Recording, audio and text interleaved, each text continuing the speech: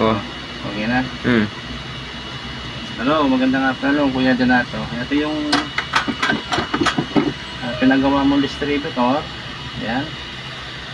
Ito yung naging problema niya. Ito.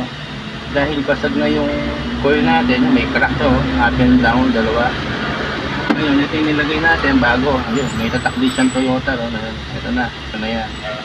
Ito lang ang pinalitan natin ngayon para malaman din natin na ito ay gumagana. Kailangan ko rin testingin, ano? Kukulik muna natin. Okay. And then, nakakulik po tayo sa terminal. Magsi-zero ground lang tayo dun sa body niya. Ayun, dito po tayo titingin. Ayan. Pag switch po yung tester natin, lalabas po siya ng spark dito. Ayan. Tapos, pipihit po lang yan. Ayan. Pag pinihit po yan, mag-i-spark siya doon. Okay? Tirahin na natin. Power on. Tira. Ayun, kikita mo yun? Ngayon, para mas maliwanag makita natin yan, nalalabuhan ko itong ilaw. Yan, kukover ko siya. Yan, kita-kita na. So, yan.